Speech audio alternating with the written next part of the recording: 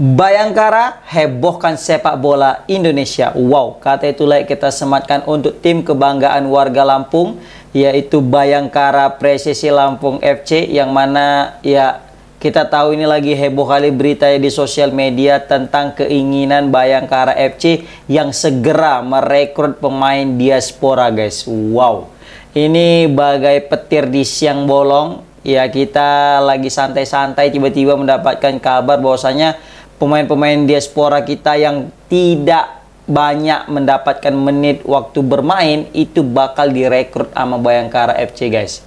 Kita tahu Bayangkara FC ini memang sebagai salah satu klub besar di Indonesia, punya sejarah panjang. Ya, nggak panjang-panjang kali tapi tetap panjang. Kenapa? Karena dia pernah meraih gelar juara. Bayangkara FC juga baru aja promosi dan bukan kaleng-kaleng, ya kan, kemarin sempat degradasi langsung promosi, nggak butuh waktu lama. Klub yang pernah dibela Raja Nenggolan ini punya ambisi besar, jadi dia bilang ya melalui COO mereka, ya Chief Operating Officer mereka, yaitu Bapak Sumarji, ya kan, selaku manajer timnas Indonesia juga nih, dia menyatakan bahwasanya Bayangkara FC tidak mau sekedar lewat aja di Liga 1. Bahkan mereka sesumbar targetnya itu minimal 3 besar. Nah, karena target besar ini, maka mereka wajib punya langkah besar.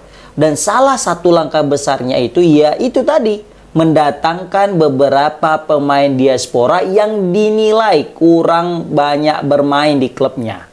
Jadi alih-alih ingin menyelamatkan karirnya lah ini, makanya mau direkrut sama Bayangkara FC. Nah, tapi sebagian orang beranggapan ini bukan penyelamatan karir, tapi malah ya membunuh karir. Tapi ya apapun itu ceritanya, pastilah di setiap yang namanya pergerakan pasti ada namanya pro dan kontra. Oke, kita bahas dulu ini ya. Ini asik kali nih. Kita tahu klub kebanggaan apa ya, Polri ya, kita bisa bilang ya, Bayangkara ini yang biasanya dipenuhi dengan pemain-pemain apa ya yang berstatuskan polisi, baru saja bisa kita bilang meresmikan diri sebagai klub yang akan mewakili daerah Lampung. Karena kita tahu sebelumnya Bayangkara ini tidak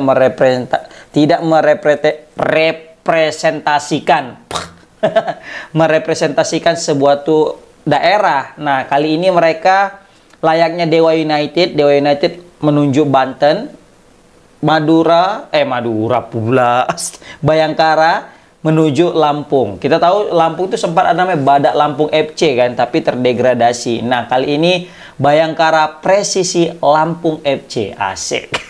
Bukan tanggung-tanggung ya, bahkan mereka itu juga udah ada nama sporternya.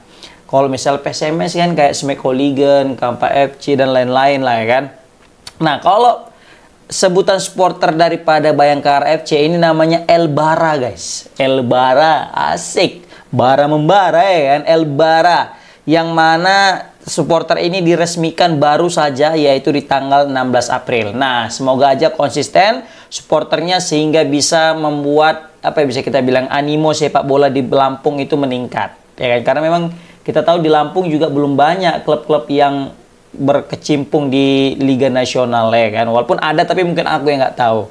Nah, jadi kita bahas dulu nih tentang niat Bayangkara yang mau datangkan pemain-pemain diaspora kita, guys. Nah, siapa aja itu pemainnya ya kan? Yang pertama, Shane Patinama. Ini nama pertama yang keluar, guys, Shane Patinama. Pemain yang bisa kita bilang memiliki paras cukup aduhai bagi kaum hawa ini, kan?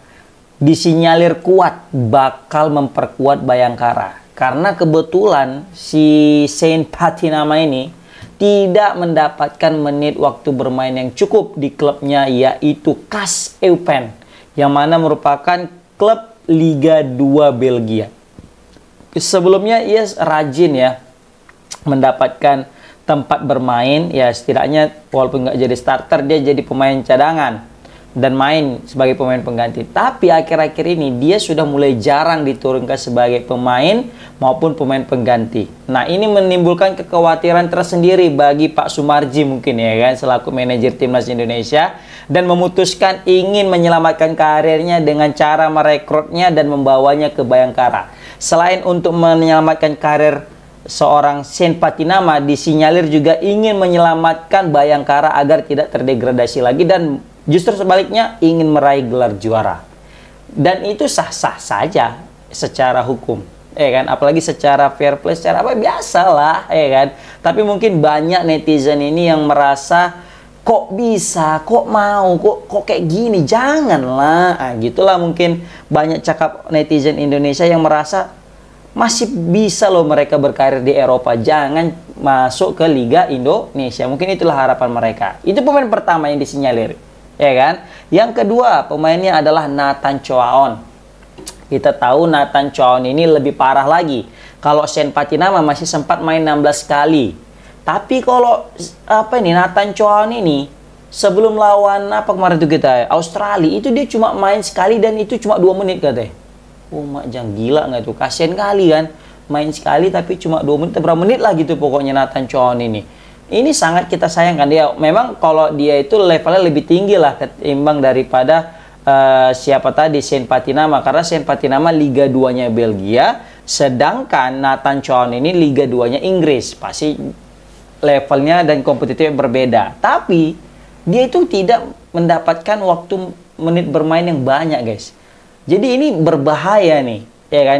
Takut kehilangan sentuhan nanti dia, takut kehilangan chemistry, takut mental bermainnya juga kurang. Nah, maka dari itu Pak Sumarji lagi-lagi ingin menyelamatkan karir beliau ini dengan cara merekrutnya dan masuk ke Bayangkara, seperti itu, guys. Ya, dan di sini juga ada satu pemain diaspora lainnya. Ingat ya, diaspora itu bukan artinya tanda pemain naturalisasi. Diaspora itu adalah warga Indonesia yang bekerja di luar negeri atau mungkin berkarir di luar negeri, gitu kan? Contoh kayak Sadil Ramdhani, Asnawi, itu pemain diaspora. Kenapa mereka itu berkarir di luar negeri? Jadi ada berita juga mengatakan bahwasanya Sadil Ramdhani juga bakal siap diboyong ke Bayangkara.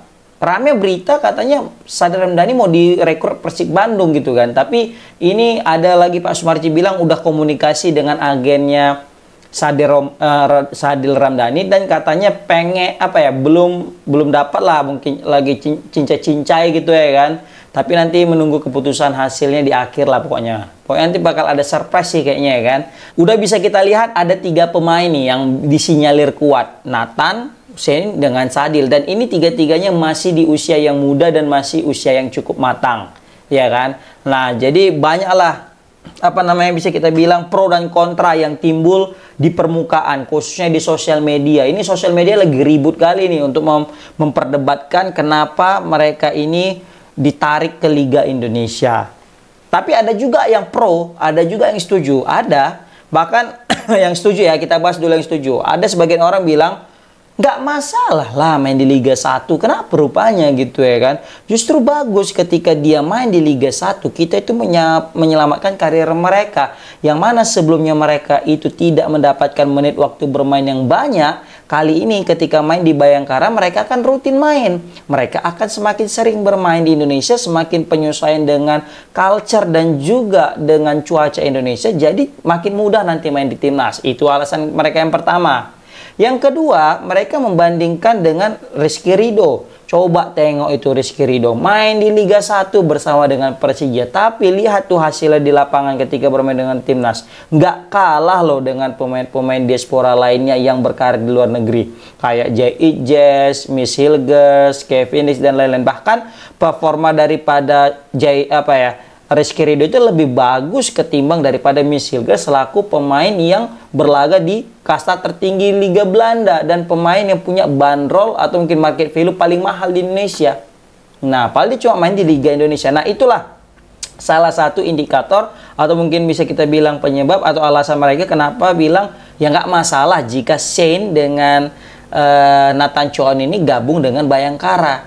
Ya kalau memang itu untuk kebaikan, kenapa enggak, gitulah singkat cerita kata orang-orang yang pro ini. Nah, datang orang yang kontra ya kan, ya enggak gitulah kan gitu ya kan kata dia.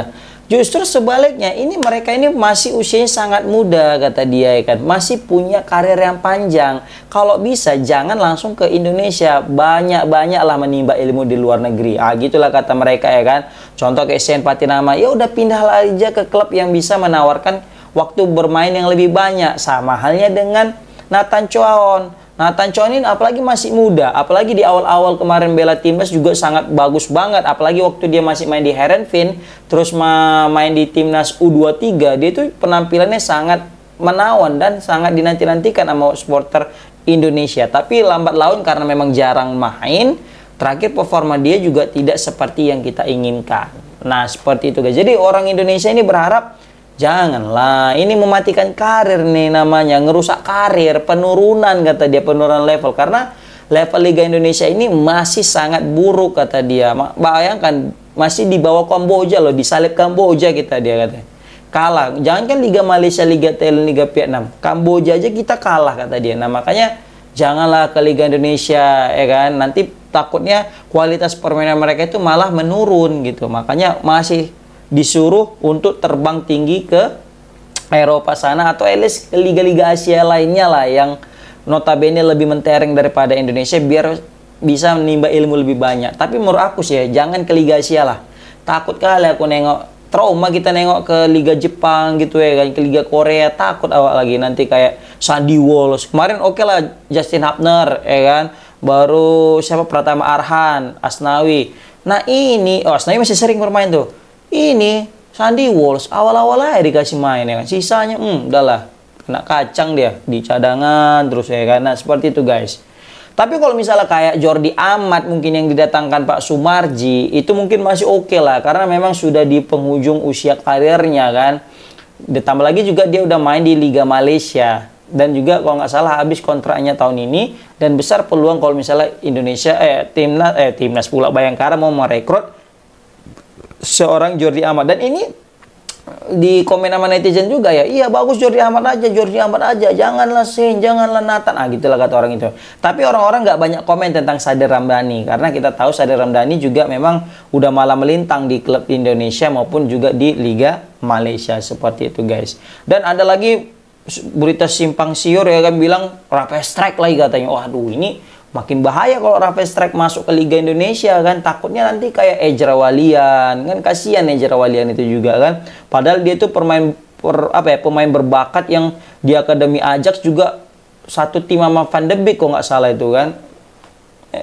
Udahlah pokoknya ya, tapi apa menceritanya itu ya sah-sah aja itu, dan juga keputusan daripada klub dan pemain. Kalau pemainnya setuju ya udahlah kan gitu, yang penting kita dukung aja, support aja. Tapi semoga aja mereka justru ketika kalau memang jadi ya moga-moga makin bagus lah kayak Rizky Ridho. Tapi kalau misalnya nggak jadi juga ya setidaknya dapat klub yang bisa menjanjikan waktu bermain lebih banyak gitu, karena sayang lah nggak main ya kan. Tapi kalau misalnya kita hitung-hitung ya, 3 pemain ini market value itu 15 M loh. Wah besar ya kan, pemain bintang nih Bayangkara. Bayangkara udah semangat kali mau juara kayaknya, bukan lagi mau bertengger mau melewati degradasi atau mungkin sekedar lewat liga aja gitu, enggak. Tapi kayaknya memang mereka mau jadi juara, bahkan targetnya minimal 3 besar. Makanya ada dengar kabar bahwasanya mereka itu udah nginterview pelatih yang peringkat 1, 2, 3, 4, 5 daripada pemuncak klasmen Liga Indonesia. Bayangkan, berarti klub satu Coach Bojan udah diinterviewnya. Ya kan, mungkin baru pelatih Dewa, pelatih Persebaya, pelatih Persija, kayaknya mungkin semua udah diinterview sama ini ya, manajemennya Bayangkara. Ini gile sih. Tapi menarik, kita tunggu sini tentang perkembangan perekrutan pemain Bayangkara Presisi Lampung FC ini guys. Kalau yang benar terjadi, dah semangat kita nontonnya ini.